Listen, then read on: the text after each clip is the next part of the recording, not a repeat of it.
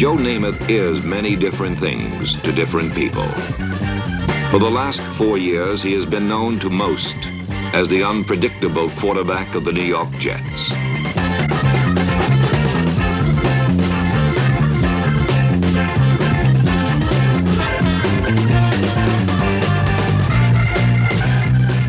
In 1968, Joe's good days far outnumbered his bad. With Coach Weeb Eubank's steady guidance, Broadway Joe passed the Jets to 11 victories and the Eastern title of the American Football League. He's a hero, he's a pro, he's a Mr. Something Else on Broadway Joe. He's a groovy, super guy. He can pass a football through one needle's eye. What a feeling, what a sight, when we see that number 12 in green and white. 1, 2, 3, hip, go, go, go! No one else can score like Broadway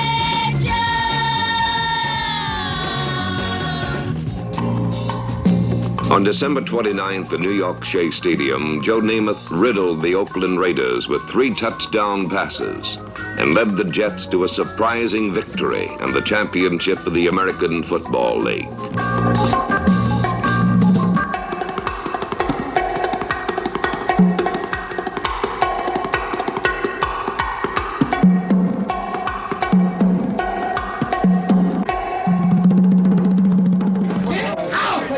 Please let the players in the room!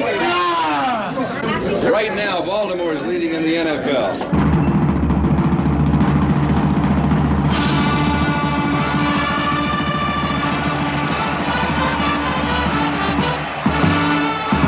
Come on, killer, get him, baby! Sack it to him, Rabbit! Sack it to him! Break him in half! Kill him! Kill him! Fumble! Fumble! Go get it, Earl! Take him in, baby!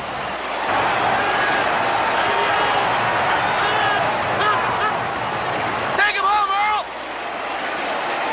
Pick one off! Dig it out, Willie! Dig it out! Dig it out, baby! Let's go, Rabbit! In! Let's go! He's in there!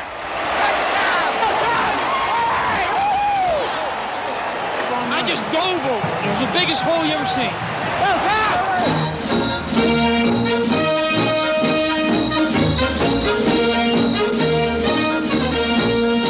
Baltimore's victory over Cleveland in the NFL championship was so impressive that all the men of football were convinced that the mighty Colts would win easily against the young Jets in Miami's Super Bowl. But a relaxed and confident Joe Namath made it clear that in his mind, there was no doubt that the Jets would win. We're a better team than Baltimore, he said. We'll win the Super Bowl. I guarantee it. For the Jets, for the Colts, and certainly for millions of football fans, the worth of Broadway Joe's statements could only be measured on the field of action.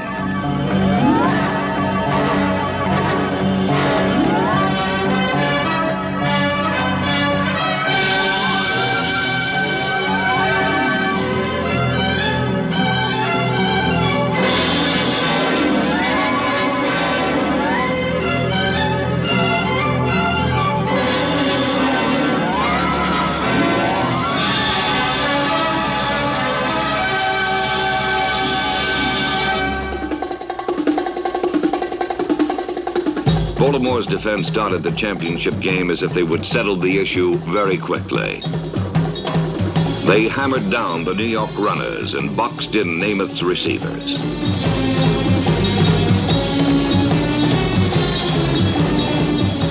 After 3 minutes of this treatment, the Jets relinquished the ball to Baltimore's offense. On his first call, Earl Morrow threw to John Mackey, who batted the Jets with a 19-yard run.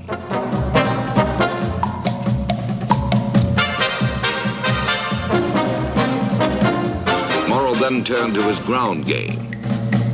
Tom Maddy, number 41, and Jerry Hill, number 45, powered the Colts past midfield. Once in New York territory, Morrill returned to his passing attack and connected with Tom Mitchell on the New York 19-yard line. But there Morrill threw 2 incompletions. And on third down, he was pressured out of his passing pocket and was forced to run for no gain. Baltimore wasted its first scoring opportunity when Lou Michaels missed a field goal from the 27. On the final play of the first period, Lenny Lyles, number 43, gave Baltimore a second chance when he knocked the ball from George Sauer, and the Colts recovered on the Jets' 12. The first quarter belonged to the Colts, but in the second quarter, with Baltimore pressing for a score, the feeling of the game changed suddenly. It changed on the one accomplishment which most often reverses the trend in a football game, the denial of a sure touchdown. From the Jet 6, Morrill passed to Tom Mitchell. The ball caromed off Mitchell's shoulder pads and into the hands of New York's Randy Beverly. For the second time, the Colts squandered a scoring chance, but even more significant, they lost control of the game. Joe Namath used Beverly's interception as the springboard for a brilliantly executed 80-yard touchdown drive. On 3 successive running plays, Namath sent Matt Snell into the spongy right side of the Colt defense.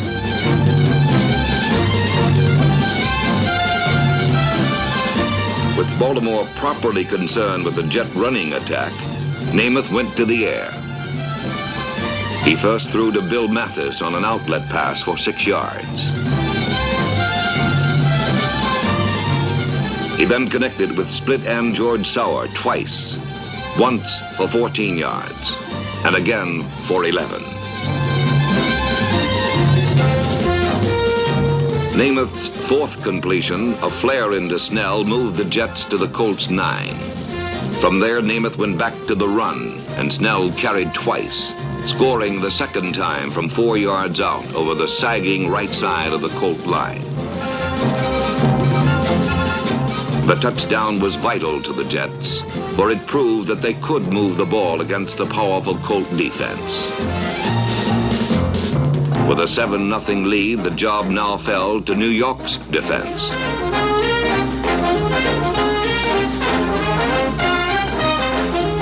Throughout the second quarter, the talented Colts constantly threatened to score, but never did.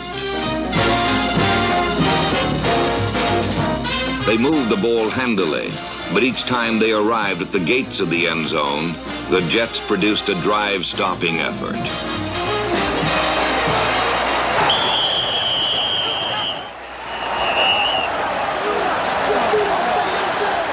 Oh, come on. You dirty Colt. You dirty guy. With Baltimore threatening on New York's 15, Johnny Sample intercepted a pass by Earl Morrill.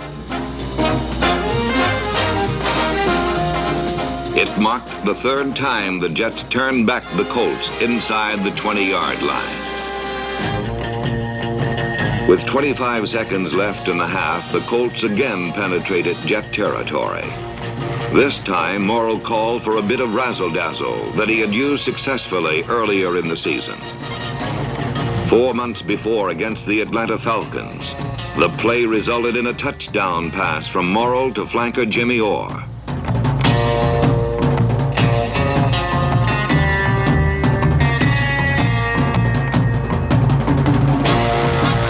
Against the Jets, it began successfully, but Morrill's pass to fullback Jerry Hill fell short and was intercepted by Jim Hudson.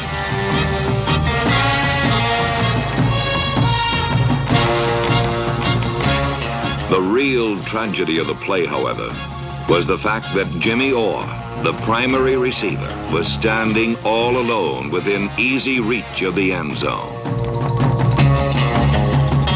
Morrill did not see him and threw instead down the middle, where Hudson intercepted.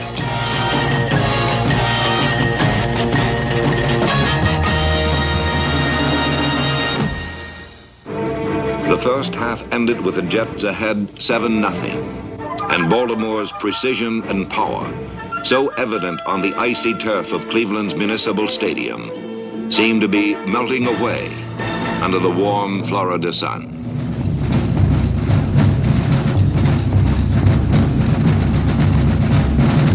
Go get in there, Baltimore! Get it, Baltimore! Let's get on the board, baby! Let's get on the board! On the first play of the second half, Tom Matty fumbled. The Jets recovered, and Jim Turner kicked a field goal to make it 10-0. From then on, the third quarter belonged to New York. Joe Namath manipulated the offense so well that the Jets had possession of the ball for all but 3 minutes of the period.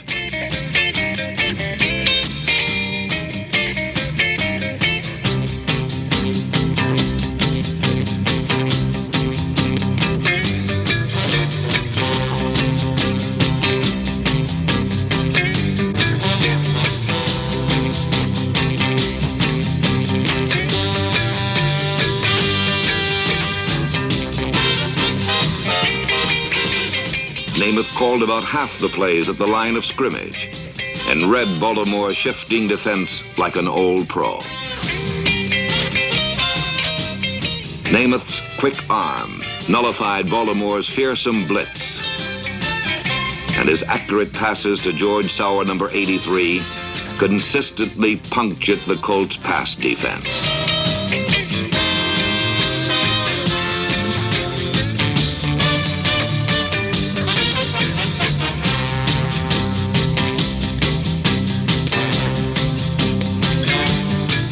Between passes, Namath continued to punch at the weak right side of the Colt defense with his running backs for small but important gains.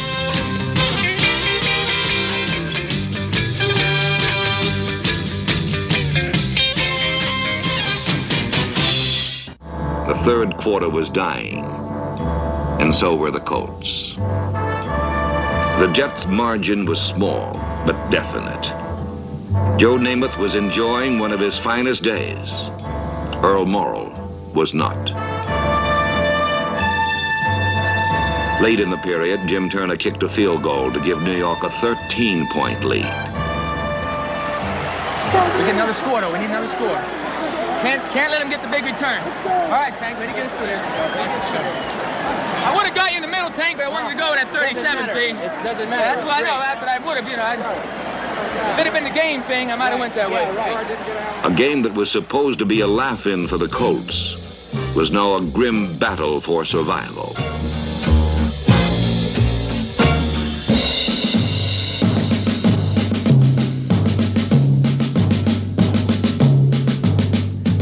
At this point, Don Shula replaced Earl Morrall with a man whose reputation was built fighting and winning such battles.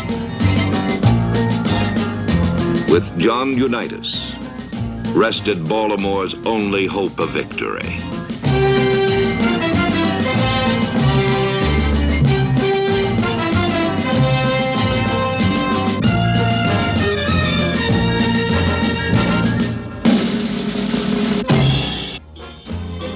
At the beginning of the fourth period, Jim Turner kicked his third field goal to increase New York's lead. The Colts were 16 points behind in the last period. Similar odds had been conquered before with John Unitas at quarterback. But now, with his famous passing arm no more than a tattered memory, he could offer only a fighting heart and a will to win.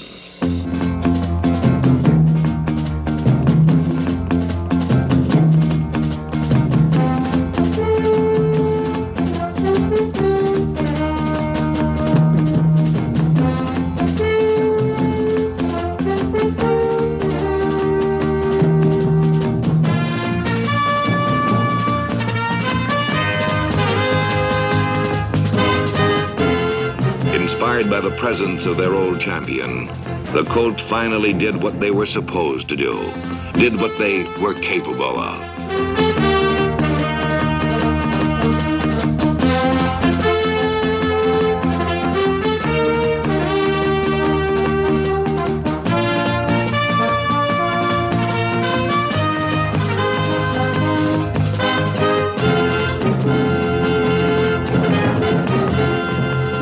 when Baltimore reached the New York 25, Unitas was betrayed by his ailing arm.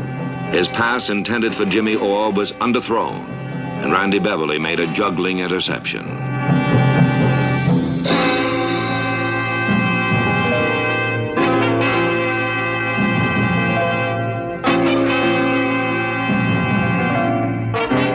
For the Colts, it was a frustrating culmination to a good drive, but it confirmed the fact that with Unitas at quarterback, sore arm or not, they recaptured the fire and determination that had been their trademark.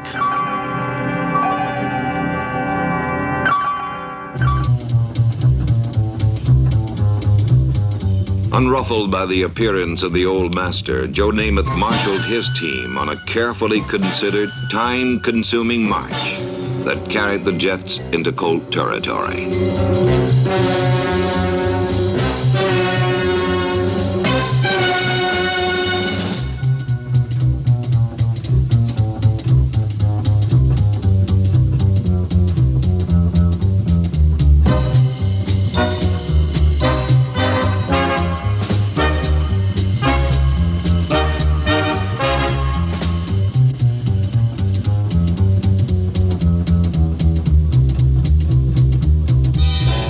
Stalled at the Colt 35. But with the Jets ahead by 16 points, young Joe Namath was only 7 minutes away from being pro football's championship quarterback.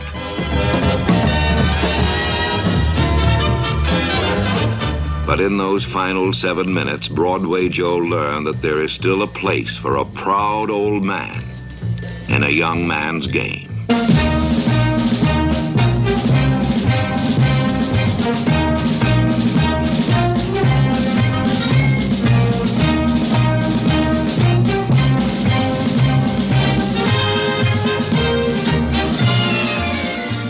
Across the darkening field of the Orange Bowl, John Unitas ignored his aching arm and pushed the Baltimore Colts to their first score.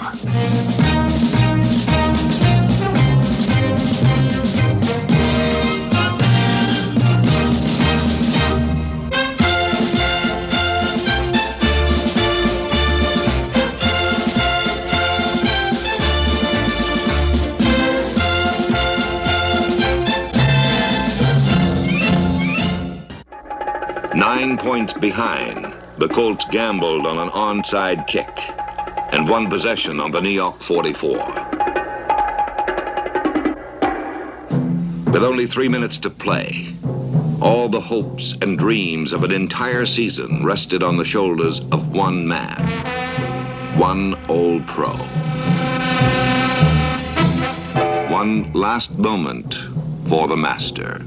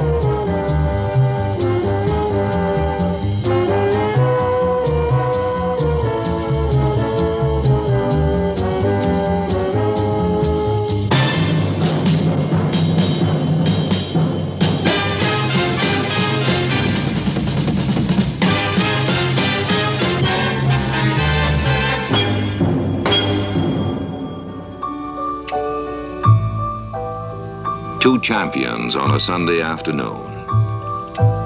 A new one as a quarterback. An old one as a man.